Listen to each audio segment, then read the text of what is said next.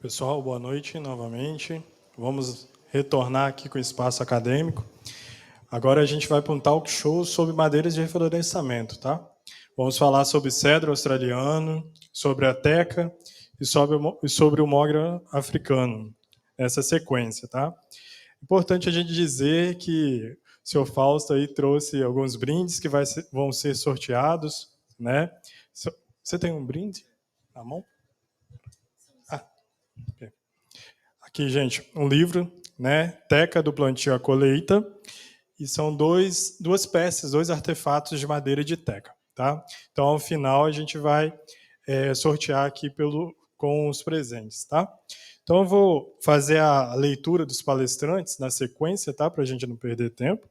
Então, o primeiro é o Eduardo Stelling, né? O Eduardo é biólogo, consultor e diretor na FUSH Consultoria Florestal, atua com produção florestal e extensão dentro de quase toda a cadeia madeireira, atendendo produtores, viveiros, serrarias e empresas de plantio.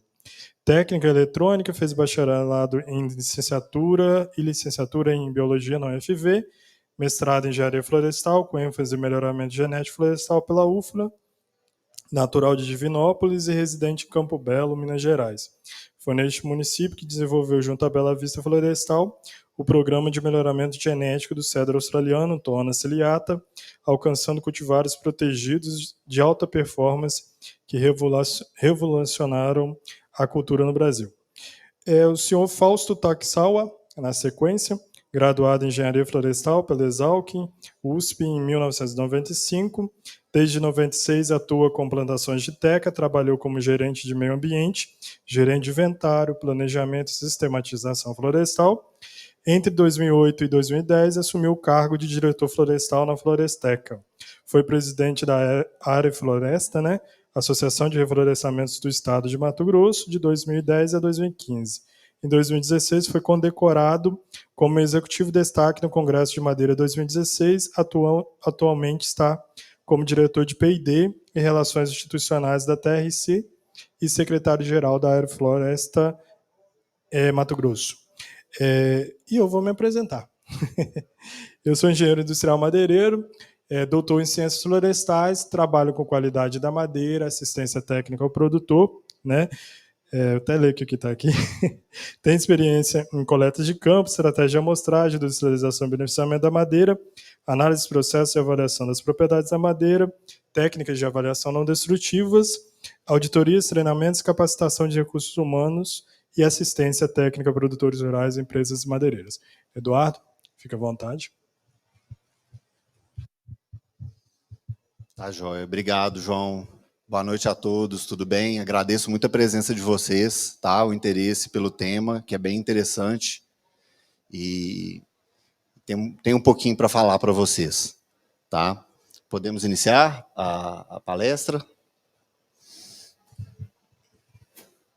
Ok. Mitos e verdades sobre a madeira do cedro australiano. Eu achei esse tema muito interessante. O João propôs esse desafio e realmente vocês verão ao longo da palestra que é muito pertinente, tá? Queria falar brevemente sobre a minha empresa, né, que é a FUSH Consultoria Florestal. Eu tenho esse lema que agregar valor à madeira depende dos detalhes. E isso faz diferença porque quando nós produzimos árvores, temos que estar atento aos pontos que terão interferência na madeira. Lembrando a vocês aqui que árvore é árvore e madeira é madeira. São coisas distintas, na minha opinião. Tá? Eu vou falar um pouquinho sobre isso depois. Eu também represento a Bela Vista Florestal, tá? É a empresa da minha esposa, onde eu fiz o trabalho da minha vida, que é o desenvolvimento do melhoramento genético do cedro australiano. Tá? Hoje em dia temos cultivares de alta performance que são comercializados pela empresa, com resistência a pragas e doenças, muito diferentes do material seminal, tá? Que é produzido, é comercializado hoje em dia por alguns viveiros. Tá? Procurem a respeito, tá? Procurem na Bela Vista _cedro australiano, tá certo? No Instagram. Ou no site belavistaflorestal.com.br. Ok. Então, quando o João me propôs esse tema, eu fiquei pensando, mas esse negócio de mito, verdade, anda tão deturpado, né? De onde que eu vou partir? Qual a ênfase que eu tenho que dar para isso? Então, eu fiz o que eu fazia quando eu estava no ensino médio. Eu fui no dicionário e fiz uma pesquisa e eu fiquei espantado com a semelhança do que o João propôs com o tema florestal, tá certo? Aonde eu tenho essas definições de mito, né? Um relato fantástico de tradição oral, protagonizado por seres que encarnam as forças da natureza e os aspectos gerais da condição humana. Isso tem tudo a ver com o mercado de madeira hoje em dia no Brasil, tá? Aonde é colocado a performance das espécies, valores, é mítico, realmente mítico, tá? Quando a gente fala de cedro australiano, quando a gente fala de mogno africano, quando a gente fala de quase todas as espécies de reflorestamento, tem-se uma percepção, às vezes, muito maior do que a espécie realmente tem a oferecer, tá? Lembrando que a gente está falando de árvores, né, de madeira. Outra opção seria lenda, tá? E a outra opção seria narrativa acerca de tempos fantásticos, que geralmente guarda um fundo de verdade. Isso também é muito relevante, porque quando nós falamos de cedro australiano, estamos falando de substituir a madeira do cedro brasileiro pela madeira do mogno africano, do cedro australiano, ou mogno brasileiro pela madeira do mogno africano. E, consequentemente, né, isso remonta tempos antigos, tá? Onde falamos de madeiras centenárias, e hoje em dia estamos falando de madeiras de reflorestamento. Existem diferenças. E verdade, tá? É a propriedade de estar conforme com os fatos ou a realidade, tá? Coisa, fato ou evento real. Essas definições eu obtive no Oxford Languages 2023. Tá, agora vamos parar com essa história e vamos para o ponto que eu acho que é relevante, né, que tem a ver com essas definições, né, que os mitos, então, eles se enquadram com a percepção, engraçado, tampou ali, mas com a percepção que o consumidor tem sobre a madeira. Tá? Quando a pessoa opta por produzir uma espécie florestal, ele está absolutamente claro e convencido que ele está fazendo a melhor coisa do mundo. E isso tem um fator mítico dentro dessa história. Tá? Tem realmente um pouquinho de mito dentro disso.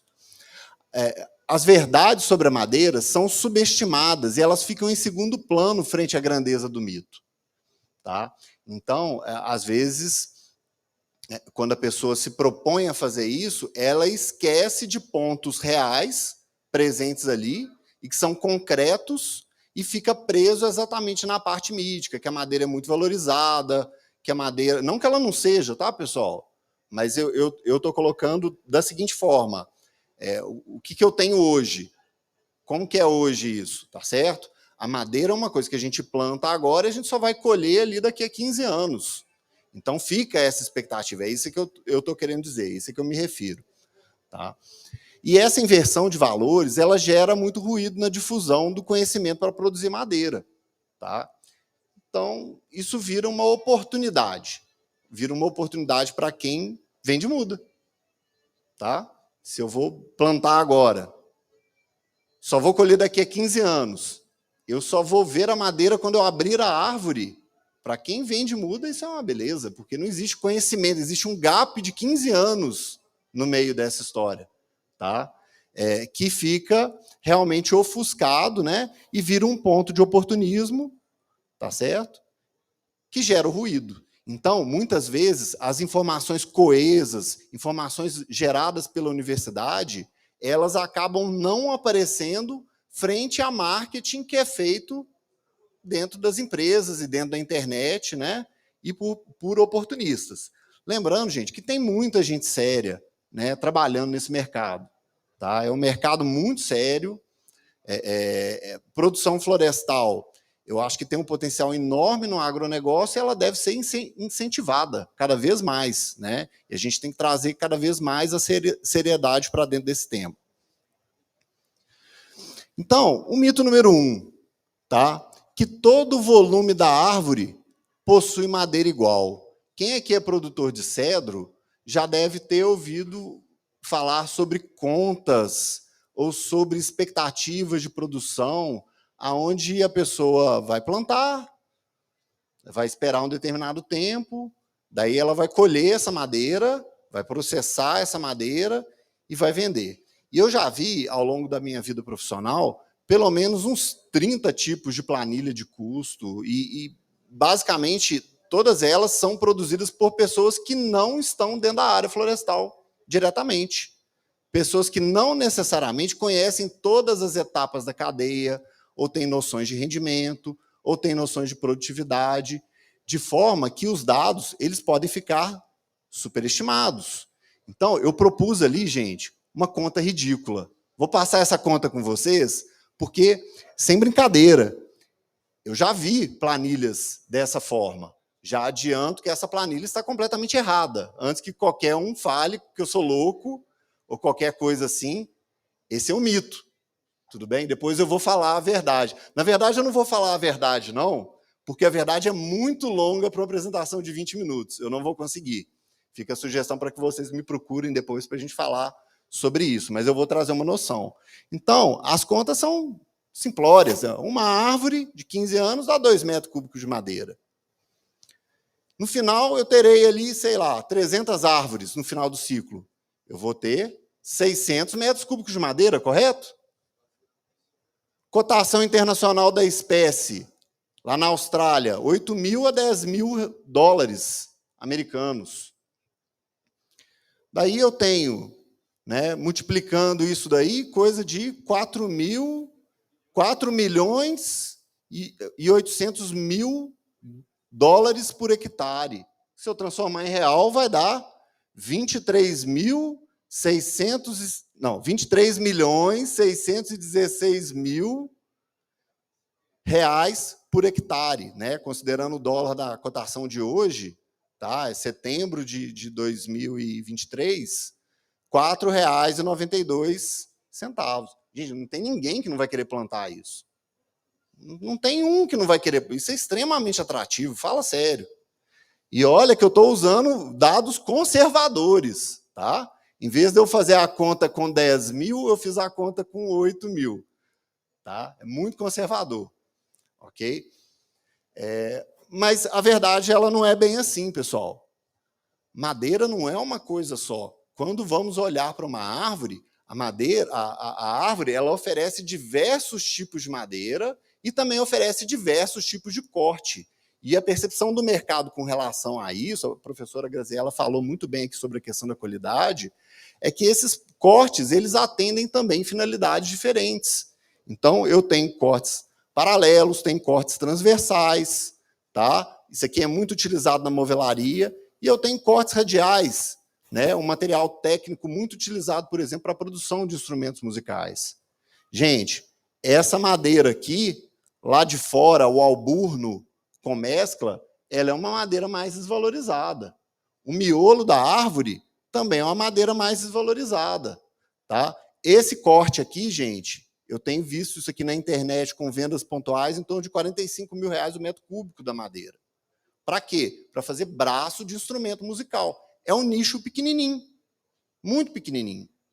Tá? Mas é um nicho muito interessante. Fica a sugestão aqui para os produtores de madeira de cedro, que eles procurem saber um pouquinho mais de como que eles podem obter esse tipo de corte radial, porque esse corte interessa muito a indústria da música.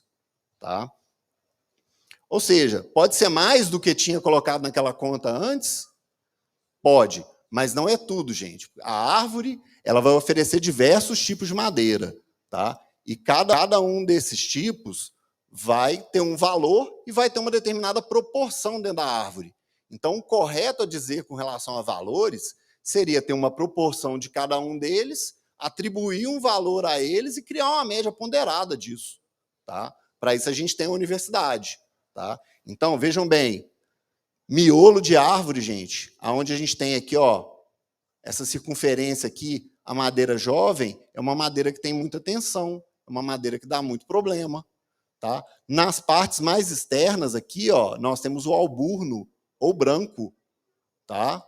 O alburno ou branco é uma madeira mais jovem, no sentido dela ter sido formado por último, tá certo? E que é uma madeira que não está consolidada, ela ainda precisa da deposição de extrativos, especialmente lignina, tá? Com o objetivo de ficar mais resistente a bloqueadores e compor realmente a árvore, tá?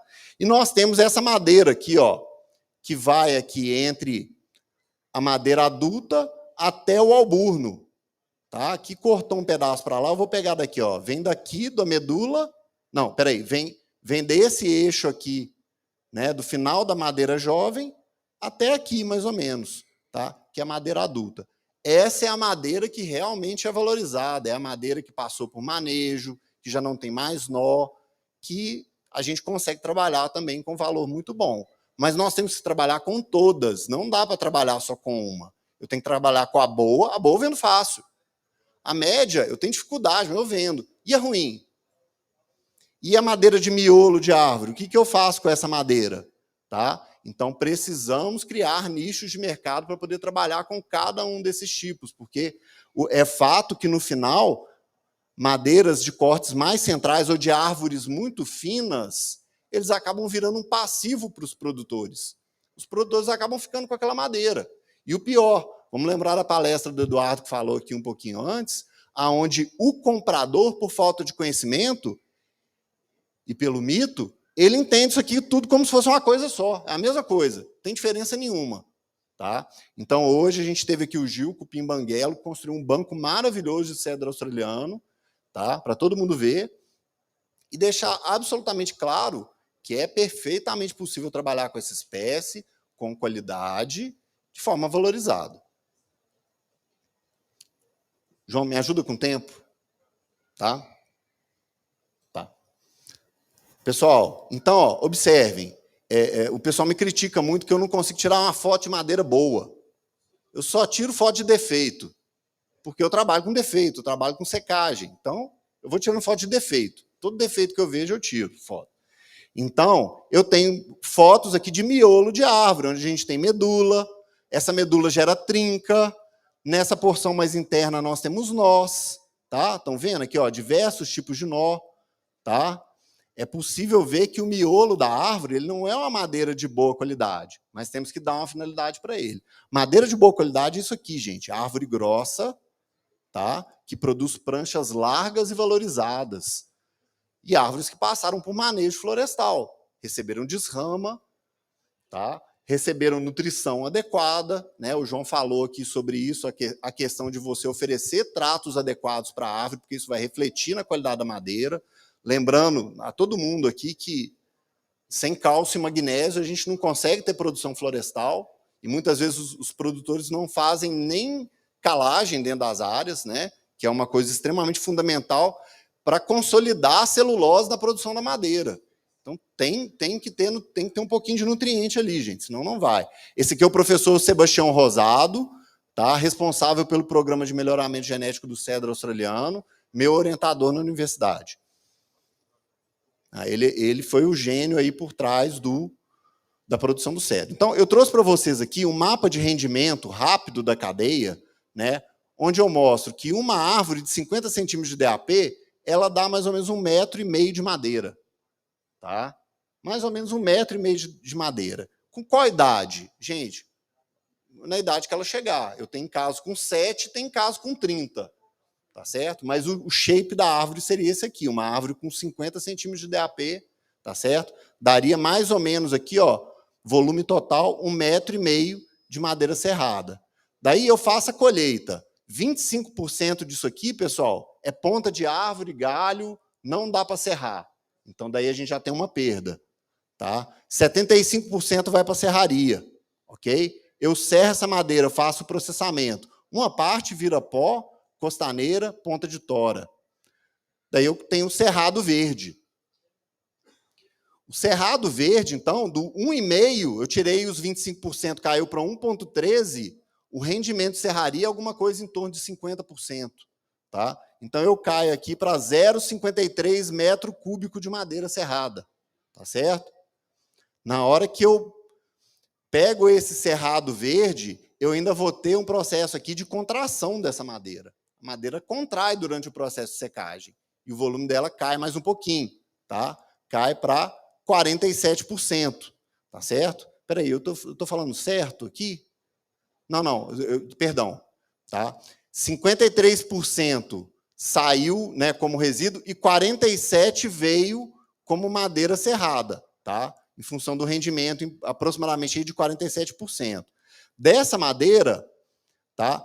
23% aqui vai sofrer contração ou vai virar maravalha, porque eu preciso bitolar essa madeira para poder fazer uma secagem adequada.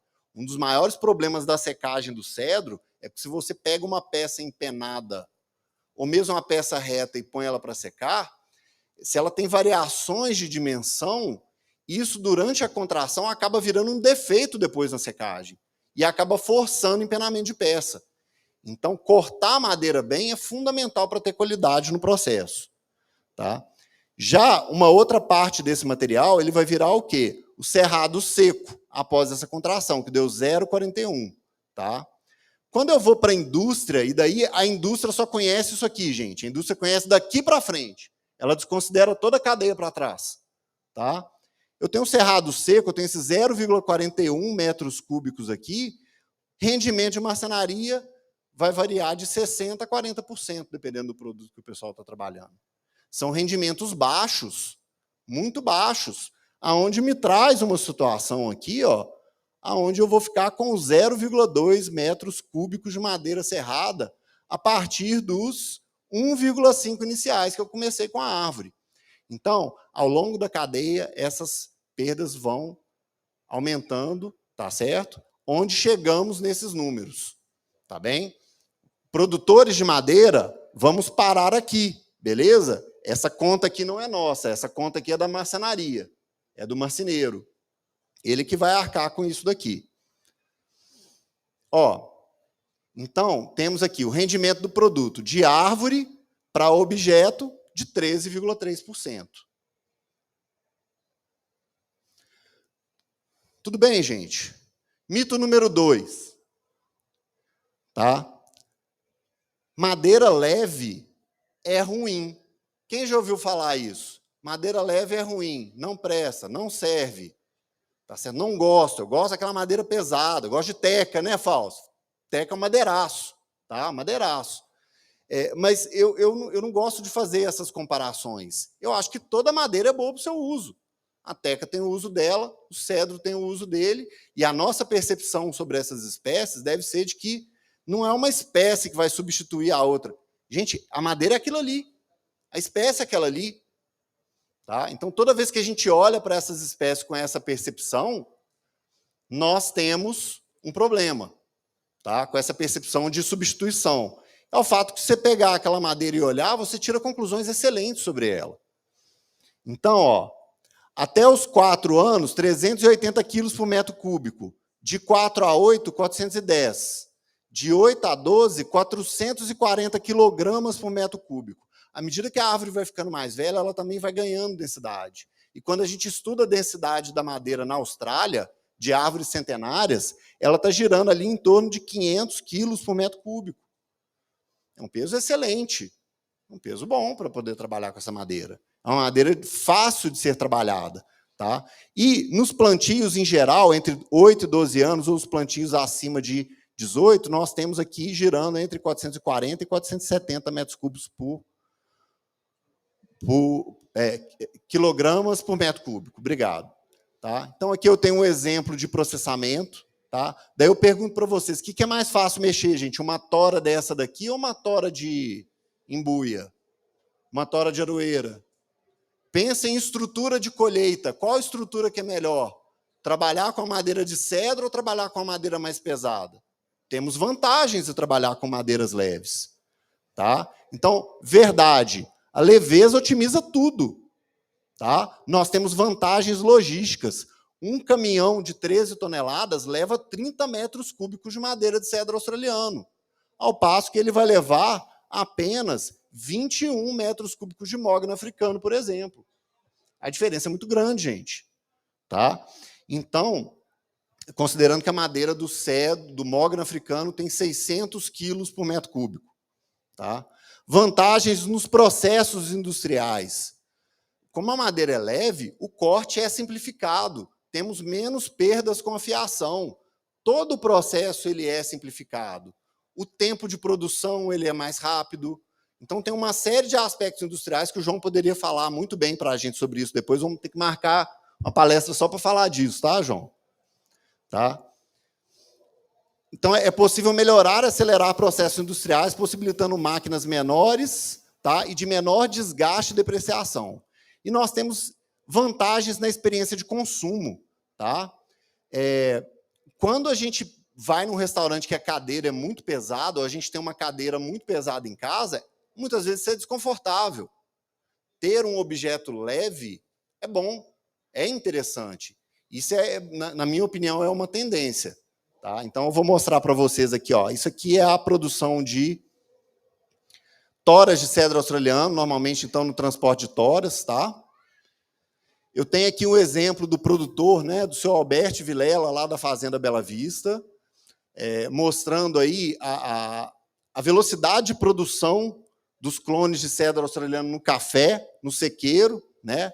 A mesma árvore, gente, com 3 anos e meio, com 7 anos e com 10,6 anos, já alcançando aqui a altura, diâmetro para corte. Tá? Então, ó, temos aqui objetos muito pesados, feitos com madeiras centenárias, e temos materiais leves, fruto de um design específico para aquela espécie. Isso é um negócio importante de falar, porque eu não vou fazer uma cadeira que eu faço com qualquer material, com cedro, que é uma madeira mais leve. Eu preciso adaptar isso, e é aí que vem a beleza da marcenaria. Tá? O marceneiro, quando ele conhece a madeira, ele consegue fazer qualquer coisa com aquela madeira.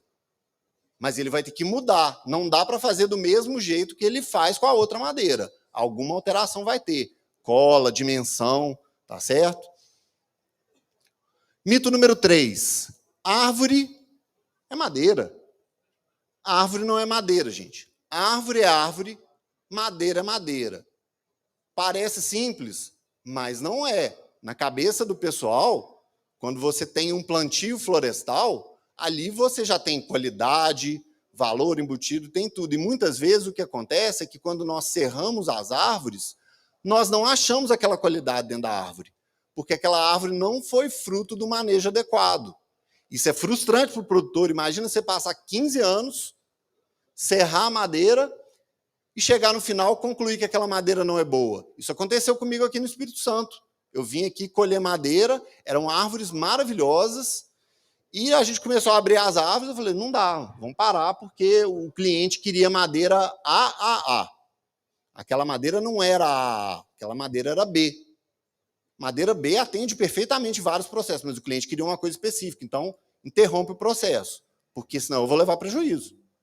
Tá? Então, gente, a gente só sabe o que tem realmente dentro da árvore quando a gente serra ela, ou quando a gente tem o histórico do manejo realizado. Então, eu vou mostrar alguns casos aqui, né, onde o pessoal acha que é só plantar que produz. O João mostrou coisa muito parecida aqui, tá? Não estou te copiando, não, tá, João?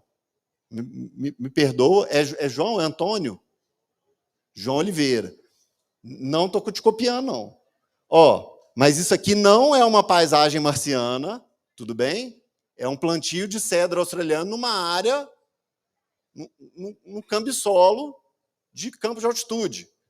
Tá? Isso aqui é só pedra, gente. Não tem para onde a raiz ir. E planta-se. Tá? A percepção é que dá. Estão vendo o morro aqui, gente? Isso aqui é lá na Bahia. Aqui não é muito diferente. Tá? Mas será que a madeira da área plana é igual à madeira da área inclinada? Provavelmente não. Vai ter diferença. Tem vento aí, tem uma série de fatores. Tá? Gente, área alagada. Olha aqui, ó, árvores verdes, copa verde, e árvores mortas aqui numa área que está alagada. Até o capim está morrendo. Tá? Geada. Granizo. Nossa, eu estou igual a besta do Apocalipse, né? Juntar com você, hein, João? Nossa, mãe. Incêndio. Meu Deus, formigas. Tá? Então, gente, é muita coisa, é muita água para passar debaixo da ponte até a gente ter madeira realmente de qualidade. E serrar e abrir e constatar que aquela madeira tem qualidade e é boa. Tá? Então, na verdade, número 3 é que a produção demanda técnica para obtenção de uma boa madeira. Tem que ter técnica ali. Não é só plantar, acertar a copa para cima, a raiz para baixo, no pior lugar da propriedade, que o negócio vai, não. Tá? E isso é uma coisa que está enraizada no coletivo inconsciente do brasileiro, em função, acredito eu, do eucalipto, que é uma maravilha. Né? O eucalipto é uma coisa maravilhosa. Você planta o eucalipto em qualquer lugar, ele sai. Essas espécies não necessariamente elas sairão. Tá? A gente não vai ter desenvolvimento. Mas na cabeça do silvicultor, eu posso plantar cedro australiano ou qualquer outra espécie como eucalipto, e nem o eucalipto precisa ser plantado dessa forma. Se você cuidar do eucalipto, você consegue ampliar a sua produtividade em 2, 3 vezes. Tá? O eucalipto aguenta, é diferente. Tá? Não quer dizer que ele gosta que ele vai fazer aquilo. Então, é indispensável realizar um manejo de condução silvicultural determinado para a cultura para produzir uma boa madeira. E é fundamental fazer uma boa secagem. A maior parte dos defeitos da madeira, eles surgem pós-desdobro e pós-secagem. Isso não tem nada a ver com a árvore. Tá? Isso não tem nada a ver com a árvore. Então, você tira uma peça de madeira excelente da árvore e seca errado, ela fica ruim. Então, existe um problema de conhecimento aí também, onde as técnicas de secagem devem ser difundidas com o objetivo de aumentar a qualidade da madeira que está sendo produzida. Eu trabalho com isso, tá? Se alguém tiver interesse, pode me procurar depois. Então, ó, desrama é necessária. Desrama é tipo um plástico bolha, né? O produtor começa a fazer desrama ali, ele vai empolga. Eu já vi produtor arrancar a copa da árvore inteira, assim, é uma coisa sem noção. Tá? Estraga a árvore. A árvore estava boa, ele vai lá e estraga a árvore. Daí, esse aqui é um ensaio que eu fiz em hidroponia, tá? Quando eu estava desenvolvendo a solução nutritiva do mini jardim, eu fiz um teste comparando a poda de mudas, tá? Com mudas que não haviam sido podadas ou receberam uma poda leve. Compara o que aconteceu com o sistema radicular, gente. Os dois sofreram. Raízes brancas e ativas têm capacidade de absorver nutriente. Aqui não tem capacidade de nada mais. Então, quando eu faço uma poda exagerada, eu acabo criando uma depressão de crescimento na planta. Isso tem interferência também na madeira, tá? Seja no volume ou seja na qualidade, enquanto uma poda leve vai permitir um bom desenvolvimento. Ou seja, tira galho em cima, eu mato raiz embaixo. Onde a desrama é realizada, tá? Nós ficamos aí com a cicatriz do nó. No caso aqui, o alburno acabou de consolidar a casca, né, e fechar o lenho aqui. Linda essa foto. Tá? E a madeira que será formada aqui para fora é a madeira que nós temos interesse em produzir e entregar. Isso daqui está mais dentro do miolo da árvore. Ó, eu falo para vocês, ó, madeira de má qualidade, tá? Porque não recebeu o manejo de desrama adequado.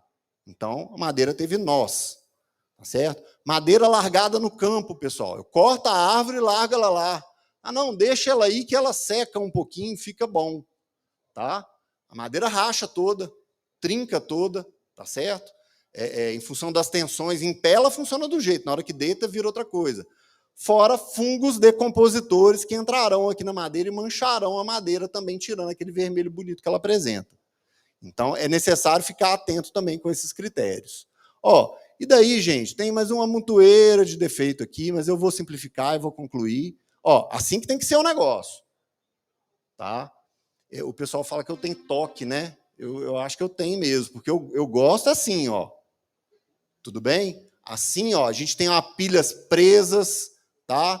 Com contrapeso, para essa madeira não trabalhar, a gente evitar trinca, evitar empenamento e ter realmente uma secagem muito boa. Aqui é um exemplo de secagem em estufa, de circulação forçada de ar, para a gente chegar nisso daí. Tá? Dá para secar ao ar livre? Claro que dá. Mas também tem que ter critério, não é só fazer... Daí eu trouxe um modelinho que eu vou apresentar no último dia, que mostra a diferença do que é uma pilha de madeira de um amontoado de madeira. que eu tenho visto muitas vezes são produtores fazendo amontoados de madeira. Tá? A madeira é colocada de qualquer forma e fica lá um tempo na expectativa que ela seque. E às vezes ela vai para a comercialização e ela está verde ainda. Tá? Então é isso, pessoal. Eu queria trazer essas considerações para vocês, mostrar um pouquinho desses mitos e dessas verdades, com o objetivo de fixar em vocês a necessidade e a cultura de fazer produção florestal adequada. Tá bem? Então, ó, minhas redes sociais, meu e-mail, tá? Me sigam, por favor, tá? @FusConsultoria, tá? E meus agradecimentos aqui à Paula Maciel e ao Antônio Nicola e ao professor João Gabriel pela oportunidade.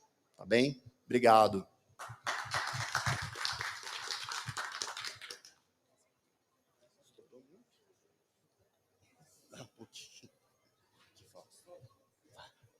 Para passar é para cá. E aqui é o laser. Ah, tá. Pode.